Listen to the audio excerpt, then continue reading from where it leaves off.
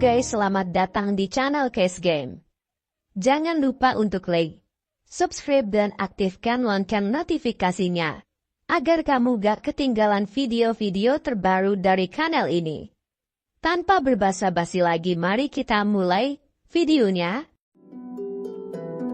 Cerita berawal di sebuah klinik. Seorang pria bernama Frank sedang mengantar istrinya yang sedang hamil besar. Di klinik, dokter memeriksa kondisi Leonora yang sudah memasuki masa kehamilan besar. Frank dan Leonora tinggal di apartemen yang jauh dari keramaian. Mungkin mereka senang menyepi, biar nyaman saat kuda-kudaan. Saat mereka kembali ke apartemen, mereka terkejut melihat tempat tinggalnya berantakan.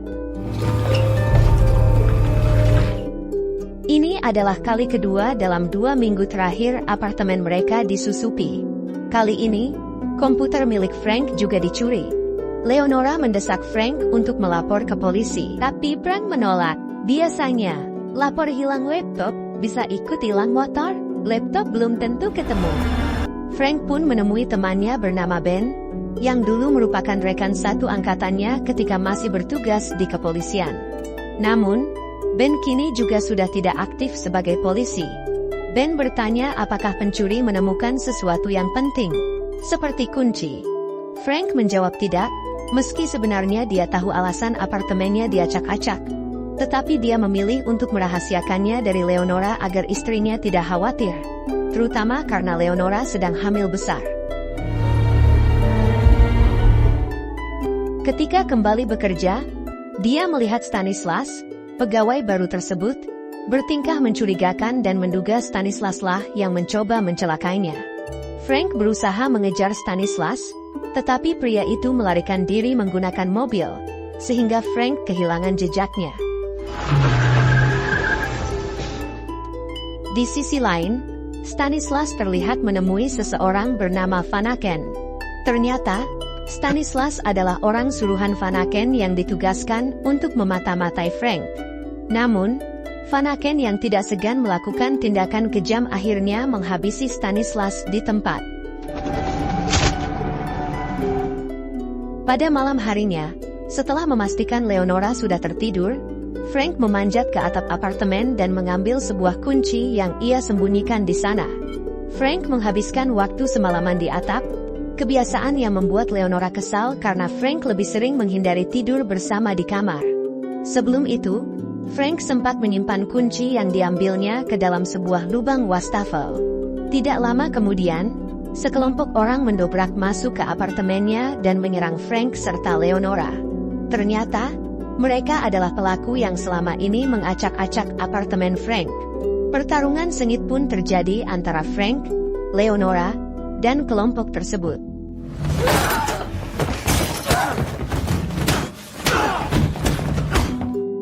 Akhirnya, Frank dan Leonora berhasil dilumpuhkan.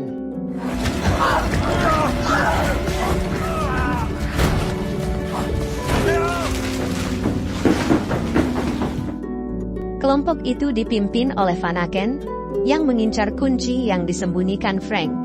Namun, Frank menolak memberikannya. Karena kesal, Vanaken memerintahkan anak buahnya untuk menonaktifkan sinyal komunikasi Frank agar keberadaan mereka tidak bisa dilacak, lalu membawa Leonora sebagai sandera. Setelah itu, mereka melumpuhkan Leonora hingga ia tak sadarkan diri dan membawanya pergi. Vanaken lalu menghantam kepala Frank hingga ia pingsan. Cerita kemudian beralih ke 10 tahun sebelumnya, tepatnya di tahun 2014. Pada masa itu, Frank masih aktif sebagai anggota pasukan khusus Gigant militer kepolisian dan mendapatkan promosi jabatan. Seorang komandan memasangkan lencana baru di seragam Frank, diiringi ucapan selamat dari para rekan kerjanya. Salah satu kolega bernama Nico memperkenalkan istri dan anaknya yang bernama Menen kepada Frank. Terlihat juga Leonora, yang saat itu masih menjadi anggota Gigant, sedang berbincang dengan ibunya. Tak lama kemudian, komandan memberikan ucapan selamat secara pribadi kepada Frank. Ia menyerahkan sebuah lencana milik ayah Frank, yang dulunya juga seorang anggota militer di kepolisian, dan menyematkannya di seragam Frank. Setelah itu, kita diperlihatkan rutinitas para agen Gigan. Mereka menjalani berbagai latihan fisik, tinju, dan menembak. Frank dan Nico bekerja sama dalam satu tim dan terlihat sangat akrab. Selain itu, para anggota Gigan juga dilatih memanjat dan menggunakan alat untuk melakukan operasi udara. Pada suatu hari, tim Frank menjalankan misi penggerebekan di sebuah gedung yang mencurigakan. Saat itu, Leonora berperan sebagai negosiator melalui telepon. Berkat kemampuan negosiasinya, target dapat ditaklukkan dengan mudah. Aksi Leonora mendapat banyak pujian dari rekan-rekannya. Di masa itu, hubungan Frank dan Leonora masih sebatas teman dekat, dan mereka menjaga jarak saat berada di hadapan kolega lainnya. Mereka sering bertugas bersama, termasuk ketika berhasil menangkap buronan di sebuah ruang bawah tanah. Di kandang lain memperlihatkan seseorang jomblo beban bernama Ben. Ben adalah seorang trainee di Gigan yang berlatih keras untuk menjadi anggota resmi. Akhirnya dengan memberi uang pelicin kepada komandan, Ben berhasil lulus audisi, ditandai dengan penyematan stiker lencana. Pada malamnya, mereka pun mengadakan pesta. Di kesempatan itu, Leonora bertanya kepada Ben mengapa ia terlihat sendirian pada siang hari saat momen penting baginya. Ben pun mengungkapkan bahwa orang tua angkatnya telah lama meninggal, sementara orang tua kandungnya tidak peduli padanya. Karena itu, Ben terbiasa menjalani hidup sendiri tanpa merasa kesepian. Hubungan Frank dan Leonora semakin dekat. Frank mencoba belajar memahami karakter seseorang dengan cepat, seperti yang dilakukan Leonora dalam negosiasi. Leonora memang dikenal sangat terampil dalam membaca situasi dan memahami orang lain. Ketika suasana antara mereka semakin akrab, mereka berdua menyelinap ke dalam toilet. Namun, suasana itu terganggu ketika seseorang tiba-tiba masuk dan muntah, memaksa mereka keluar. Ternyata, Nico memperhatikan mereka dan meledek Frank. Pesta para anggota Gigan selesai pada pukul 5 pagi. Frank, yang tinggal di apartemen depan Nico dan Menen, terus menjadi bahan ledekan mereka setelah mengetahui kedekatannya dengan Leonora. Saat kembali ke apartemennya, Frank mengintip melalui lubang pintu dan melihat lampu depan sudah mati, tanda bahwa Nico dan Menen telah masuk ke kamar mereka. Namun, ternyata Nico dan Menen hanya mengerjai Frank, membuatnya merasa malu. Frank pun pergi ke apartemen Leonora untuk menghabiskan waktu bersamanya. Beberapa bulan kemudian, hubungan Frank dan Leonora mulai diketahui publik. Semua orang tahu mereka kini berpasangan. Namun, Frank tidak ingin memiliki anak, begitu juga dengan Leonora. Frank merasa trauma dengan masa lalunya, di mana saat ia berusia 8 tahun, ia kehilangan ayahnya. Hal itu membuatnya takut harus meninggalkan anaknya suatu saat nanti. Nico mencoba menasihati Frank, mengatakan bahwa tidak semua ketakutan akan menjadi kenyataan. Hidup sendiri tanpa anak pun menakutkan. Nico berbagi bahwa istri dan anak-anaknya adalah sumber kebahagiaannya. Setiap pagi, melihat mereka di sisinya menjadi alasan untuk terus menjalani hidup. 9 tahun kemudian, pada suatu malam, Frank, Nico, dan Ben hendak pulang. Frank menerima telepon dari istrinya. Sebenarnya, Leonora ingin memberitahunya bahwa ia sedang hamil. Tetapi karena Frank menerima panggilan lain, Leonora membatalkan niatnya. Telepon itu berasal dari seorang teman bernama Eric, yang bekerja di sebuah hotel. Eric melaporkan bahwa terdengar suara tembakan di salah satu kamar hotel. Frank memutuskan untuk menyelidiki situasi tersebut. Bersama Nico dan Ben, ia menuju hotel dengan membawa senjata dan peralatan. Mereka bertemu dengan manajer hotel di lobi, tetapi tiba-tiba 2 orang bersenjata keluar dan mulai menembak. Frank mencoba berkomunikasi dengan mereka, tetapi usaha itu gagal. Nico terkena tembakan, sementara seorang wanita disandera. Baku tembak pun tak terelakkan. Akhirnya, kedua pelaku bersenjata berhasil dilumpuhkan, tetapi Nico tewas di tempat, dan Ben terluka parah. Setelah kejadian itu, Frank diminta untuk menyerahkan senjata dan melepas seragamnya kepada sesama anggota Gigan. Ia kemudian menemui komandannya, yang tampak sangat marah. Komandan memutuskan untuk memecat Frank, menilai bahwa Frank bertindak ceroboh dan tidak sesuai prosedur.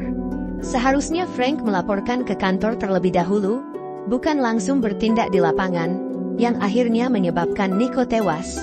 Dengan berat hati, Frank mengemasi barang-barangnya. Saat turun, Frank melihat jenazah Nico.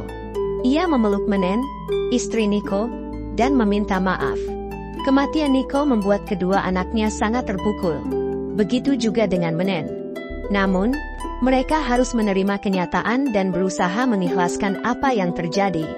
Singkat cerita, Nico dimakamkan, dan keluarga serta rekan-rekannya memberikan penghormatan terakhir. Setelah itu, Frank pulang ke rumah. Leonora memberitahu bahwa ia berencana mengundurkan diri dari kepolisian Gigan. Frank terkejut mendengar hal itu, merasa Leonora seharusnya tetap bertahan, terutama karena dirinya sendiri sudah dipecat. Frank kemudian menemui Ben. Mereka berbincang sambil menyaksikan berita tentang insiden penembakan di hotel, di mana dua pelaku bersenjata tewas dan Nico juga kehilangan nyawanya. Ben merasa ada yang aneh dengan para pelaku tersebut. Sementara itu, tangan Ben yang terluka didiagnosis cukup parah, membuatnya tidak bisa lagi menjalani pekerjaan fisik yang berat. Komandan menawarkan posisi administrasi untuknya, tetapi Ben menolak dan memutuskan untuk mengundurkan diri dari kepolisian. Beberapa hari kemudian, Frank dan Leonora makan di sebuah restoran. Di sana, Leonora memberitahu Frank bahwa ia sedang hamil. Frank sangat terkejut, karena selama ini ia berpikir Leonora tidak ingin memiliki anak. Namun, Leonora justru menginginkan anak tersebut. Tak lama setelah itu, Frank dan Leonora memutuskan pindah ke apartemen baru. Saat mengemas barang-barangnya, Frank menemukan lencana lamanya, yang memicu kenangan tentang tugasnya dulu. Ia kemudian pergi ke sebuah institut ilmu forensik militer dan bertemu dengan seorang dokter forensik. Dokter tersebut memberikan hasil tes dan sebuah lencana kepada Frank, sambil memperingatkannya untuk merahasiakan semuanya karena dapat menimbulkan masalah besar. Setelah itu, Frank menemui Ben dan menunjukkan foto seseorang bernama Salim, mantan anggota pasukan khusus yang pernah bekerja di Direktorat Keamanan. Salim juga diketahui memiliki koneksi dengan beberapa menteri. Frank menduga bahwa dua pelaku yang tewas di hotel bukanlah sekadar pencuri biasa. Ben merasa Frank sebaiknya tidak terlalu terlibat lebih jauh dalam kasus ini. Frank kemudian menyimpan lencana dan hasil tes itu di sebuah loker yang ia kunci. Kunci tersebut ia sembunyikan di atap apartemennya. Cerita berlanjut dengan rencana Frank, Leonora, dan beberapa orang lainnya untuk membuat kejutan ulang tahun bagi Lulu, anak bungsu Menen dan Nico. Namun, Antoine, anak pertama Menen, menolak untuk ikut. Ia masih menyimpan dendam pada Frank dan belum bisa menerima kematian ayahnya. Frank mencoba mendekati Antoine, tetapi Antoine terlihat tidak peduli. Ia hanya menyampaikan bahwa Frank mungkin mengetahui sesuatu terkait kematian Nico, dan berniat mengungkap semua rahasia tersebut. Merasa perlu mengambil tindakan, Frank menemui seorang wartawan untuk membongkar peristiwa yang terjadi di hotel malam itu. Namun, ia meminta jaminan keselamatan untuk dirinya dan keluarganya sebelum mengungkapkan apapun. Sementara itu, dua pria sedang bertemu dengan seorang menteri. Mereka menjelaskan bahwa 7 bulan sebelumnya, Kolonel John Brennan, mantan anggota CIA, datang ke Prancis bersama pengawalnya untuk membahas transaksi senjata dengan Australia. Pada hari pertemuan dengan petinggi Direktorat Keamanan, atas perintah Tuan Lefebvre, 2 staf Direktorat Keamanan ditugaskan mengambil dokumen penting. Sayangnya, hal itu tidak berjalan sesuai rencana. Mereka meninggalkan ponsel di kamar hotel, sehingga harus kembali. Di hotel, terjadi baku tembak yang melibatkan mereka dan akhirnya memicu kedatangan tim Gigan. Insiden tersebut berujung pada kematian 2 staf Direktorat Keamanan. Mereka berencana menyembunyikan identitas korban, tetapi situasi menjadi rumit karena Frank memiliki bukti berupa darah di lencana yang dapat mengungkap DNA kedua korban. Tanpa disadari Frank, wartawan yang ia temui sebenarnya bukan wartawan sungguhan. Wanita tersebut menyamar untuk mendapatkan informasi tentang apa yang diketahui Frank. Menteri itu khawatir jika bukti tersebut bocor ke CIA, hal itu dapat menyebabkan bencana diplomatik. Ia pun memerintahkan kedua pria tersebut untuk segera mengambil bukti dari Frank. Vanaken kemudian menerima perintah dari mereka untuk melacak Frank dan mendapatkan semua bukti yang ada. Cerita kembali ke adegan awal, di mana Vanaken memukul Frank hingga pingsan. Ketika Frank sadar, Vanaken memperingatkannya bahwa ia hanya punya waktu 4 jam untuk menyerahkan lencana tersebut. Jika tidak, Vanaken mengancam akan menghabisi Leonora.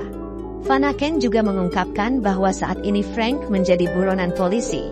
Hal itu disebabkan karena Stanislas ditemukan tewas dengan 3 luka tembak, dan sidik jari Frank terdeteksi di senjata tersebut. Kalian mungkin ingat adegan awal film ketika Frank mengejar Stanislas, yang kemudian tewas akibat ulah Vanaken. Frank akhirnya diturunkan di jalan dan segera bergegas kembali ke rumahnya untuk mengambil lencana yang disembunyikannya. Namun, rumah Frank ternyata telah dikepung oleh polisi. Untuk menghindari mereka, Frank naik ke atap dan masuk ke dalam rumahnya. Ia mencari lencana yang sebelumnya disembunyikan di wastafel, tetapi tidak menemukannya. Tak lama kemudian, seorang petugas masuk dan melihat Frank melalui cermin. Frank segera melarikan diri, diikuti oleh kejaran polisi.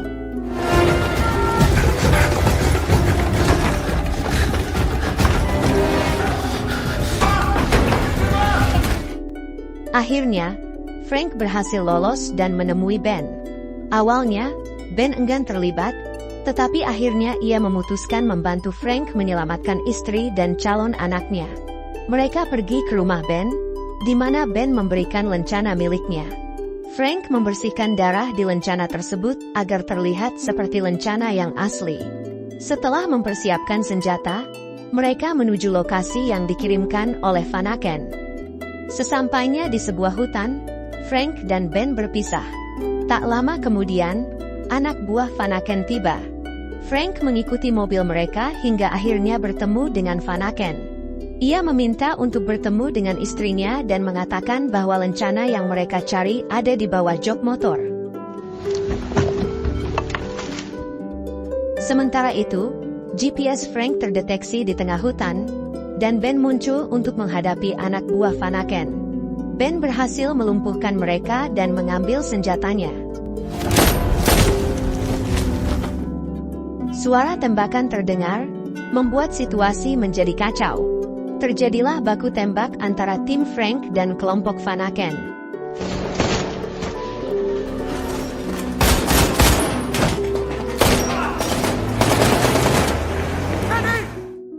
Dalam kekacauan tersebut, Leo terluka akibat tembakan, dan air ketubannya pecah.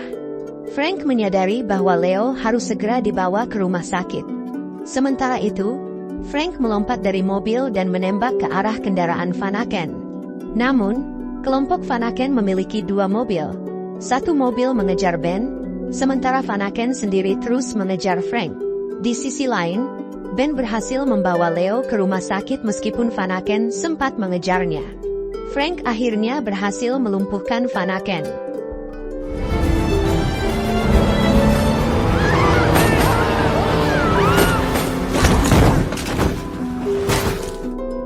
Namun, di saat bersamaan, polisi meminta Frank menyerahkan diri.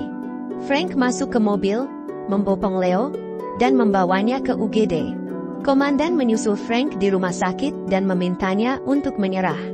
Frank akhirnya ditahan dan harus menjalani hukuman di penjara. Beberapa bulan kemudian, Leo bersama bayinya datang mengunjungi Frank.